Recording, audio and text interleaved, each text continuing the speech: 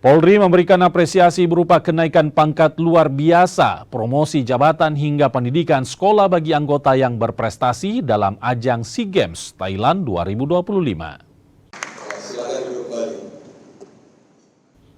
Apresiasi ini diberikan kepada atlet yang berasal dari Polri ataupun non-Polri dengan jumlah mencapai ratusan atlet dan ofisial. Kapolri Jenderal Polisi Listio Sigit Prabowo menjelaskan pemberian apresiasi ini sebagai bentuk penghormatan kepada mereka yang mengharumkan nama bangsa. Terlebih, ia menegaskan Polri terbuka untuk mereka yang ingin bergabung dalam keluarga besar Polri. Untuk itu, atlet dan ofisial juga diberikan kesempatan bergabung menjadi polisi mulai dari rekrutmen perwira jalur sarjana, Bintara Polri, hingga ASN Polri.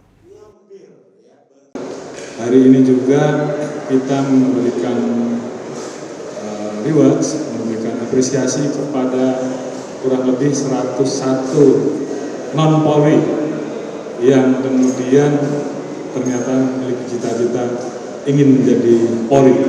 Dan saya lihat tadi bagaimana prestasi mereka, ada 100 medali emas ya, salah yang dihasilkan, belum medali perak dan medali perunggu, sehingga kemudian kami memberikan kesempatan untuk mereka bergabung menjadi keluarga besar Polri melalui jalur